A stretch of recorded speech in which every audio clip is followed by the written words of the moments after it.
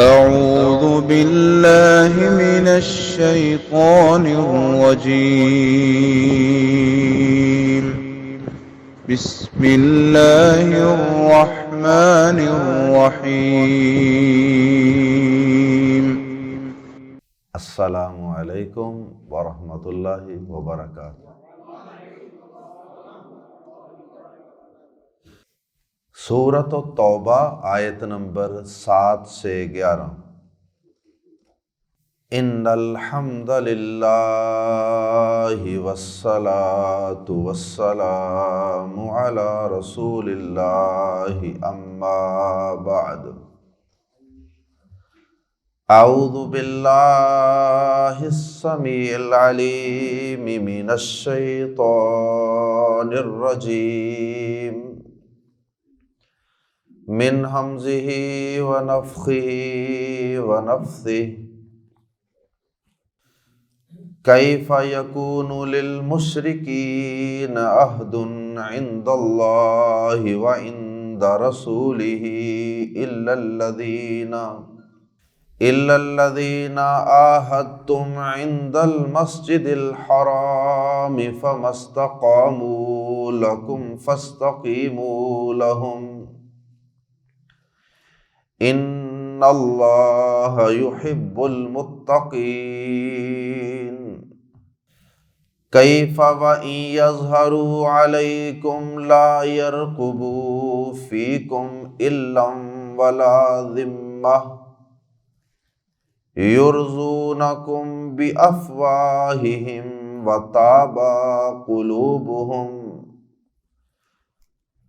وتابى قلوبهم وأكثرهم فاسقون۔ اشتروا بآيات الله ثمنا قليلا فصدوا عن سبيله انہم ساء ما كانوا يعملون۔ لا يرقبون في مؤمن الا ولا ذمة واولئك هم المعتدون۔ فإن تابوا وأقاموا الصلاة وآتوا الزكاة فإخوانكم في الدين ونفصل الآيات لقوم يعلمون۔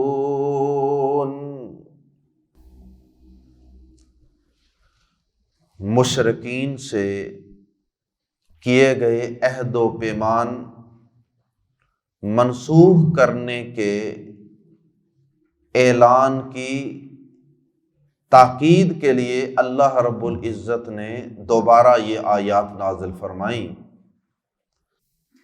تاکید کے ساتھ ساتھ اللہ رب العزت نے مشرکین سے معاہدوں کو منسوخ کرنے کی مصلحت اور حکمت بھی بیان فرمائی۔ آخر اس کی ضرورت کیا تھی؟ اللہ رب العزت نے اس پہ بھی روشنی ڈالی، اور پھر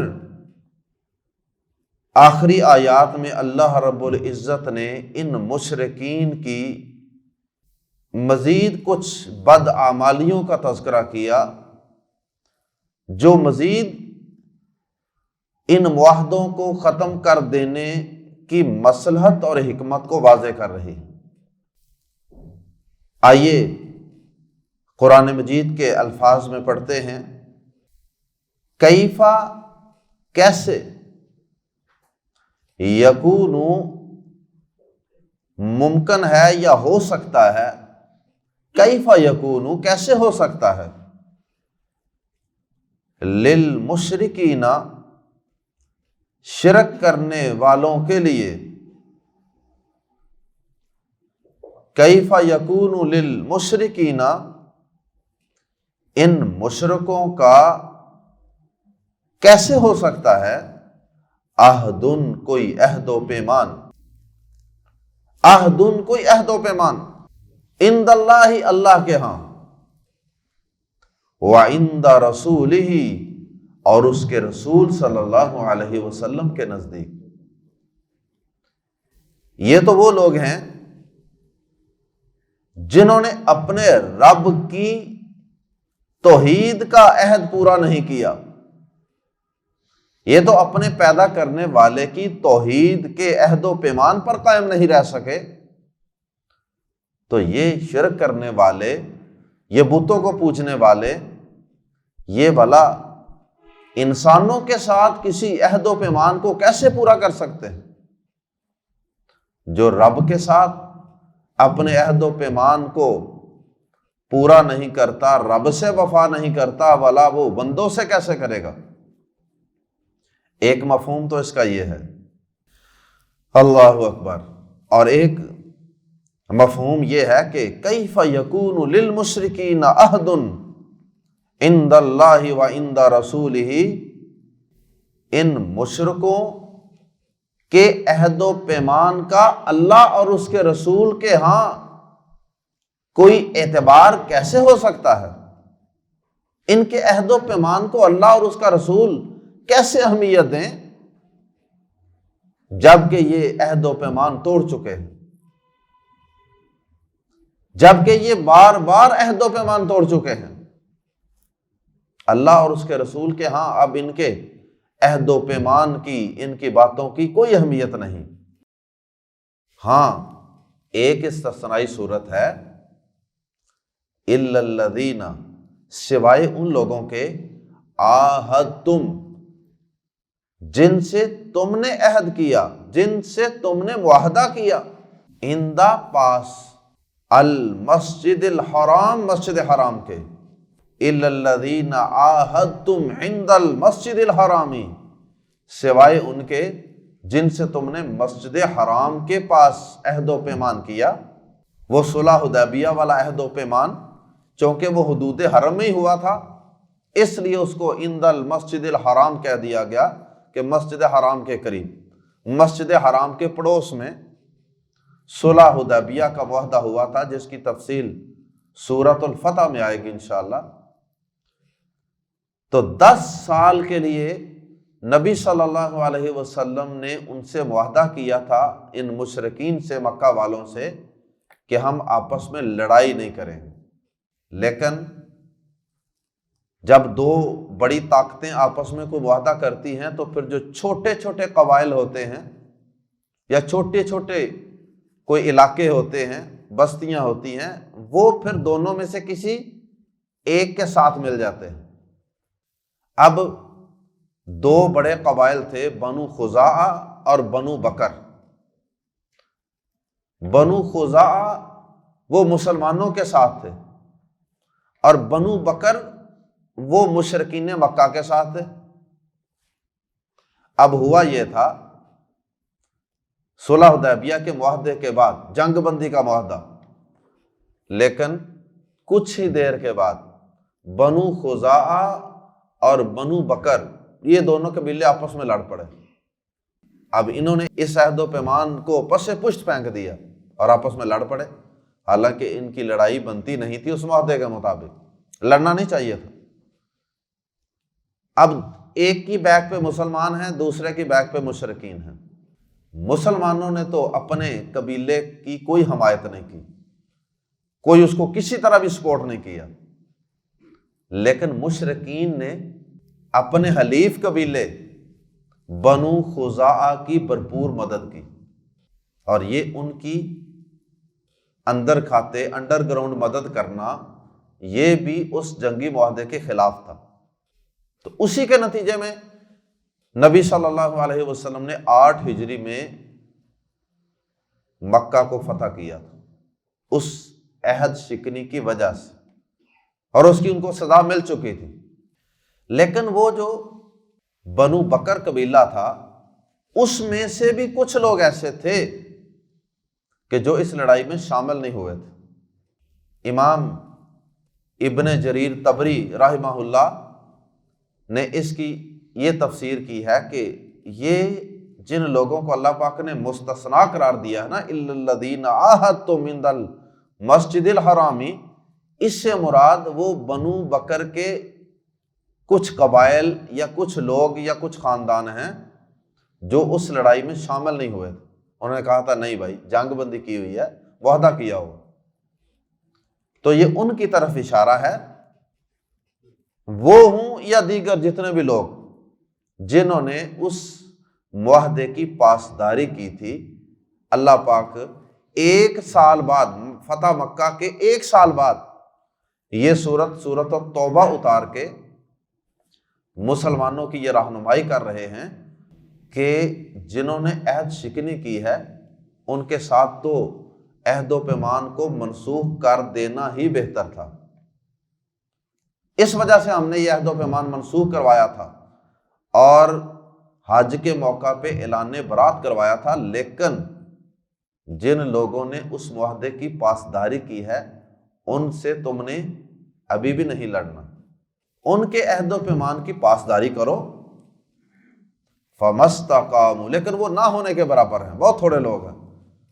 فَمَسْتَقَامُوا، فا تو ما جہاں تک، استقاموا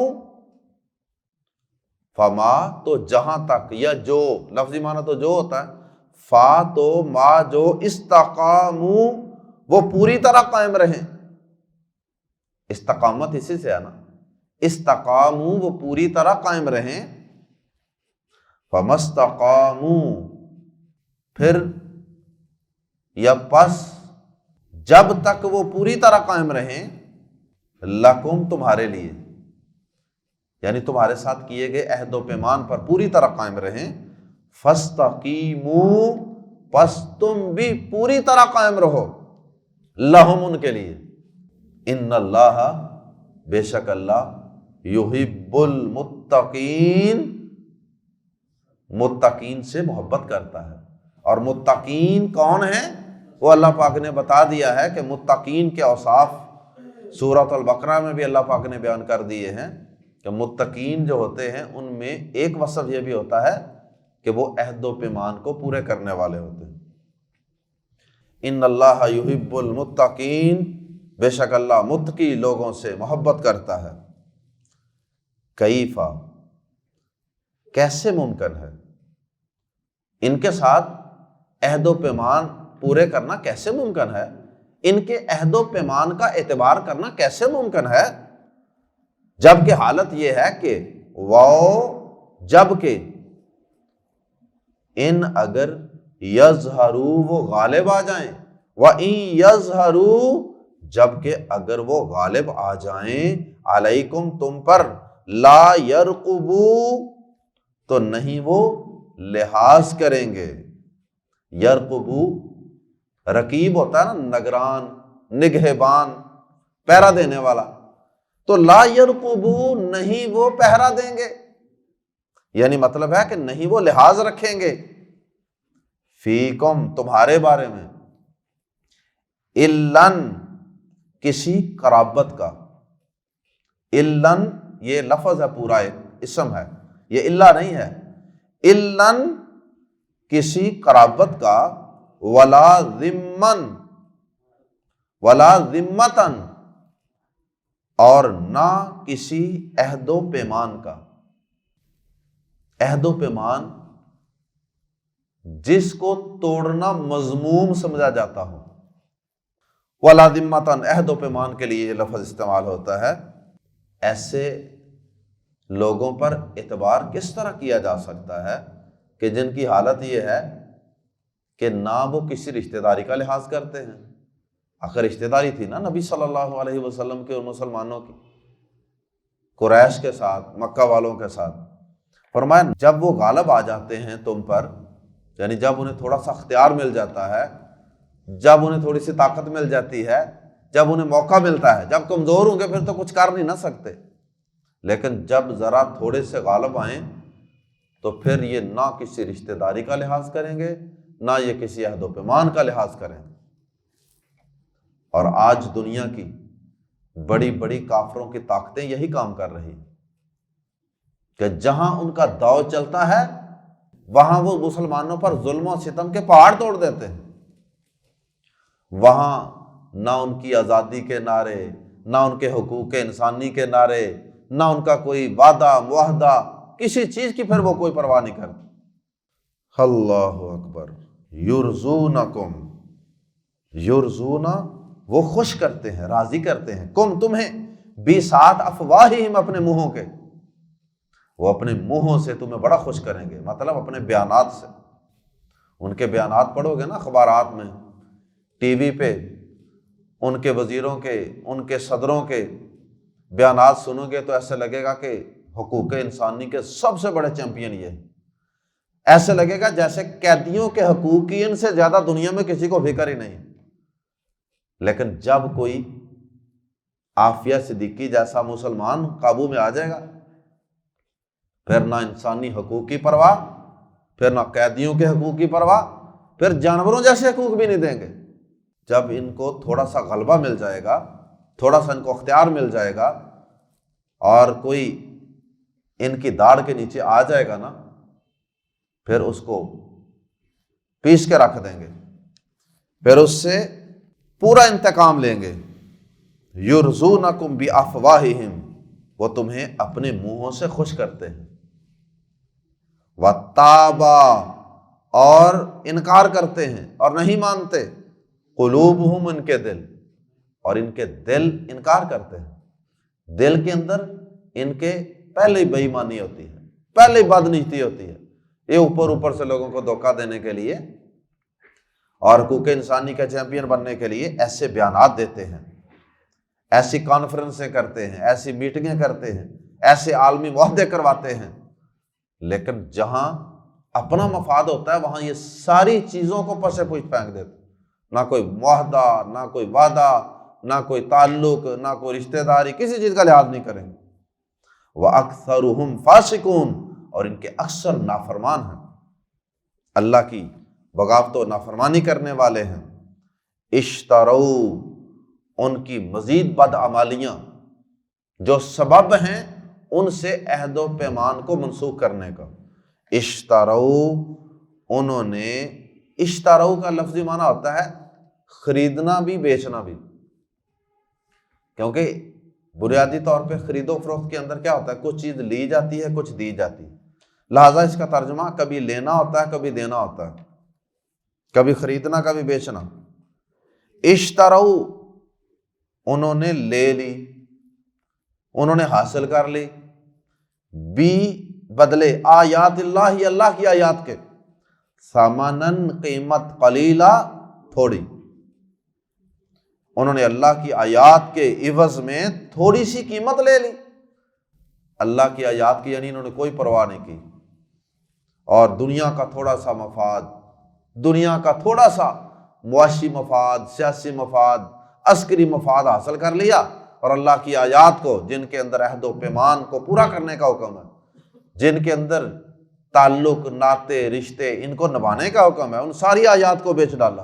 اشتروا، انہوں نے لے لی، بآیات اللہ، اللہ کی آیات کے بدلے، ثمناً قلیلا، تھوڑی سی قیمت، فا، پس یا پھر، صدو، انہوں نے روکا، عن سبیل ہی، اس کی راہ سے، خود ہی اللہ کی آیات کا سودا نہیں کرتے اپنے تھوڑے سے مفادات کے لیے، بلکہ لوگوں کو بھی اللہ کی کتاب سے، اللہ کے دین سے، اسلام سے روکتے ہیں، اور ان کے لیے یہ اپنے وسائل بھی لگاتے ہیں، پالیسیاں بھی بناتے ہیں۔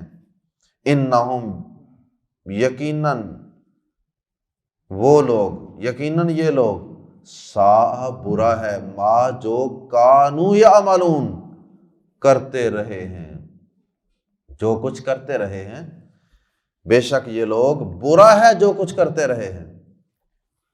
لا یرقبون، یہ دوبارہ تاکید کے لیے، لا یرقبون، نہیں وہ لحاظ رکھتے، فی مؤمن، کسی مومن کے بارے میں، الا ولا ذمۃ، نہ کسی قرابت کا اور نہ کسی عہد و پیمان کا۔ مومن کے بارے میں، مسلمان کے بارے میں تو یہ بالکل لحاظ نہیں رکھیں گے، اسلام دشمنی، بغض بھرا ہوا ہے۔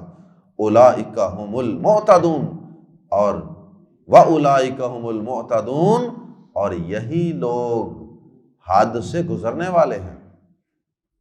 اس کے باوجود اللہ پاک نے وہ حکم جو پہلے بھی گزرا اس کو دوبارہ رپیٹ کر دیا۔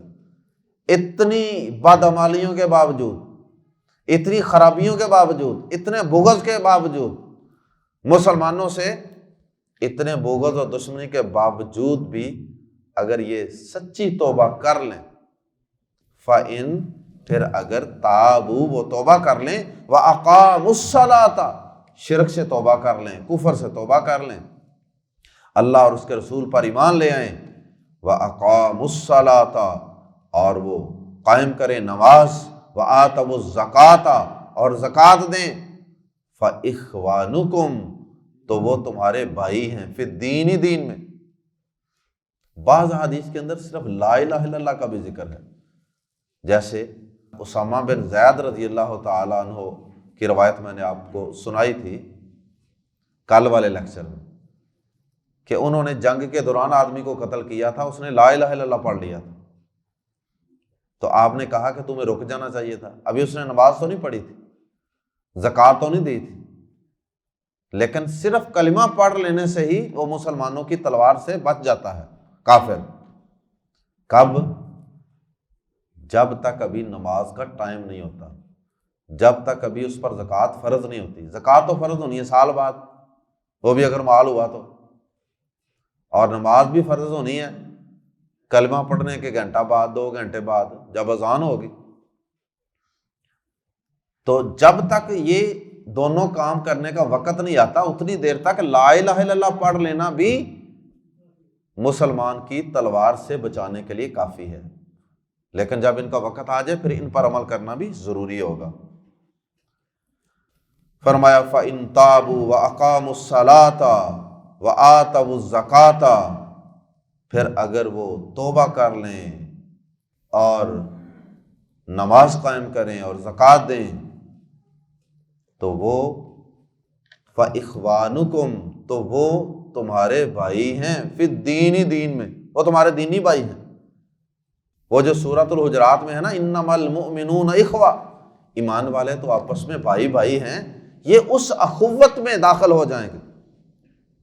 وَنُفَصِّلُ الْآيَاتِ، اور ہم کھول کھول کر بیان کرتے ہیں آیات کو، لِقَوْمٍ، ان لوگوں کے لیے، یعلمون، جو جانتے ہیں، جو جانتے ہیں کہ عہد و پیمان توڑنے کا کیا نقصان ہوتا ہے، جو جانتے ہیں کہ اللہ کے ڈر کا کیا فائدہ ہوتا ہے، ان کے لیے ہم یہ آیات کھول کھول کے بیان کرتے ہیں تاکہ وہ ان آیات سے ہدایت پائیں۔ سبحانک اللہم و بحمدک، اشہد ان لا الہ الا انت، استغفرک و اتوب الیک۔